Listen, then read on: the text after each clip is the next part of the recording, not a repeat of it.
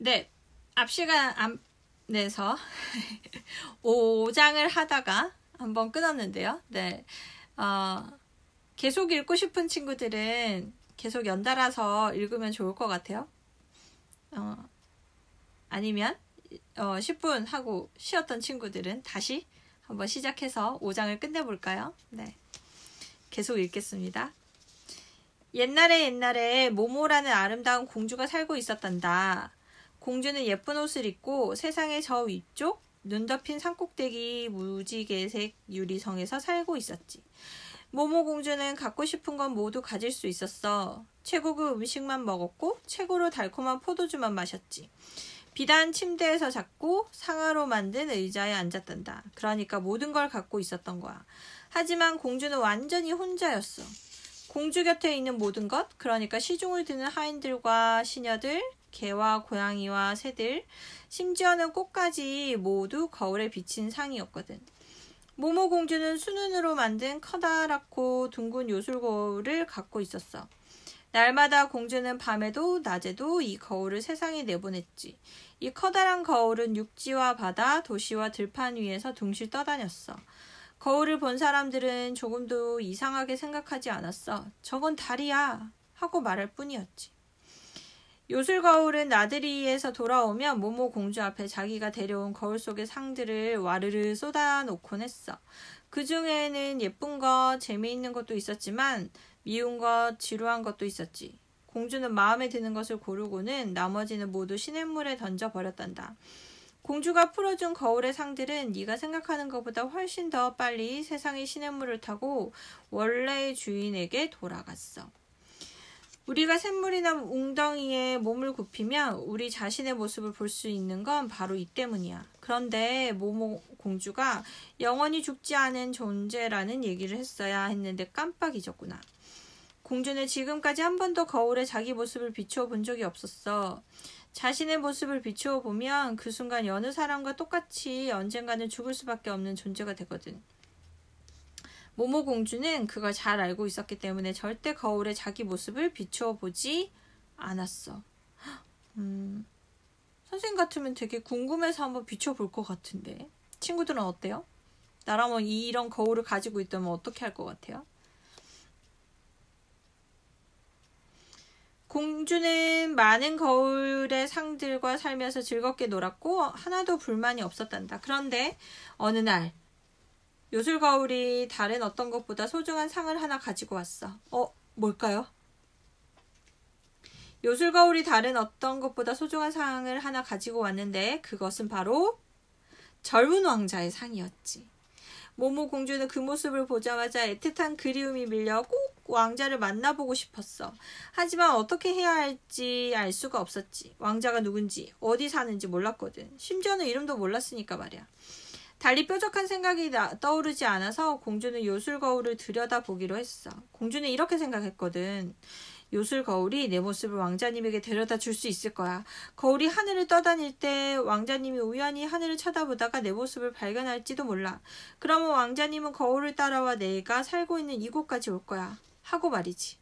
과연 그렇게 될까요?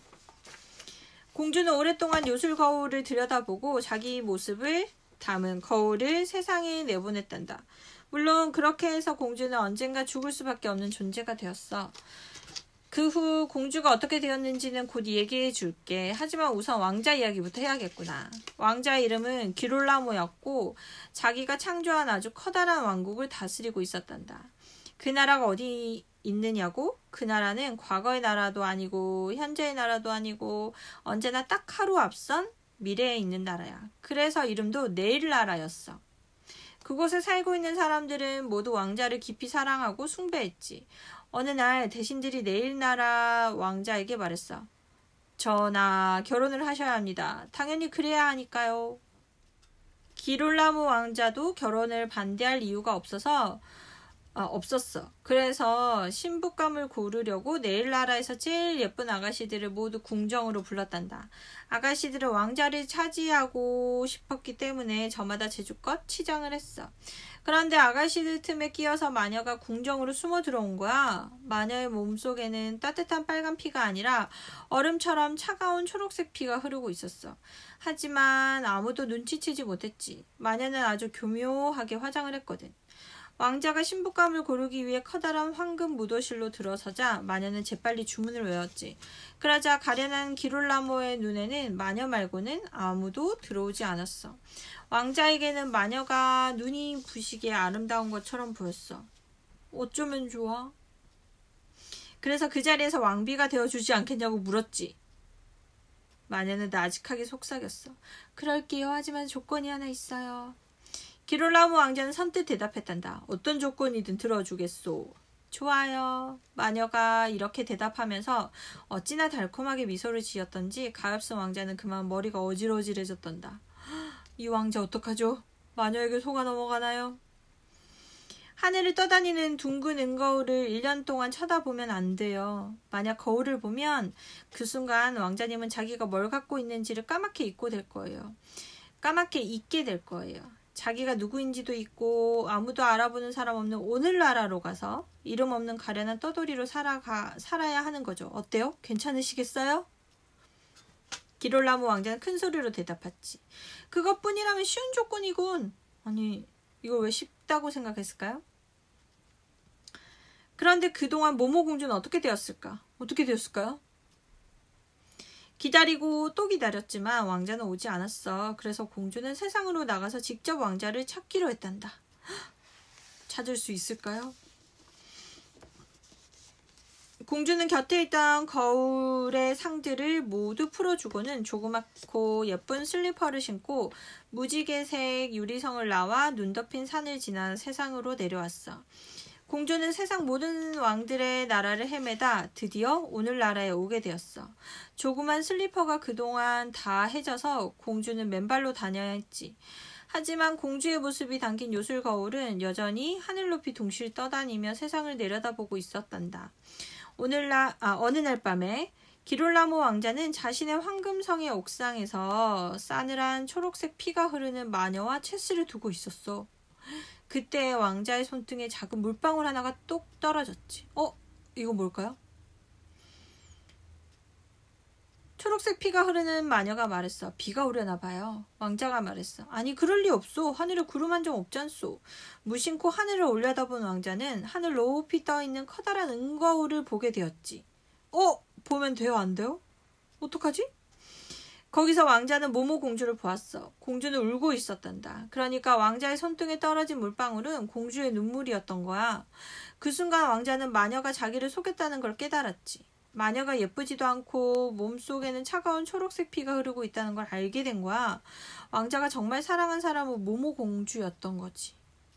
당신은 약속을 어겼어요. 이제 대가를 치르세요. 이렇게 말하면서 초록색 마녀는 얼굴을 일그러뜨렸어. 꼭 뱀 같았지. 마녀는 기다란 초록색 손가락을 뻗어 기롤라모 왕자의 가슴을 움켜쥐고 매듭을 하나 묶었단다.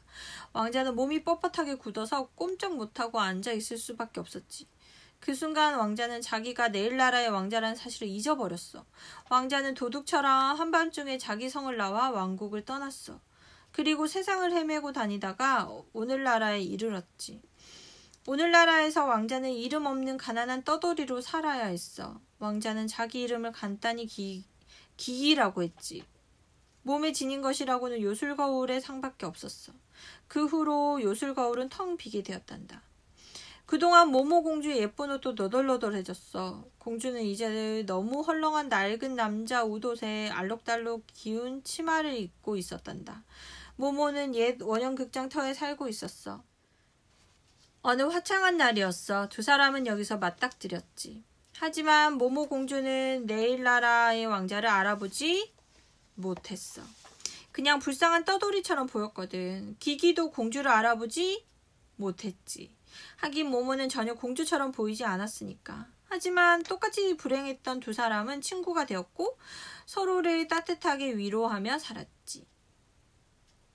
이제는 텅 비어버린 은색 요술 거울이 둥실 떠있는 어느 날 밤, 기기는 거울의 상을 꺼내 모모에게 보여주었어. 거울의 상은 흐릿해지고 몹시 구겨져 있었어.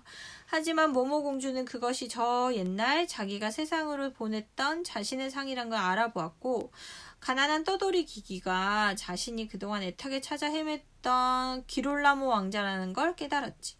공주는 왕자에게 지난 이야기를 모두 들려주었단다. 하지만 기기는 슬퍼하며 머리를 가로저었어.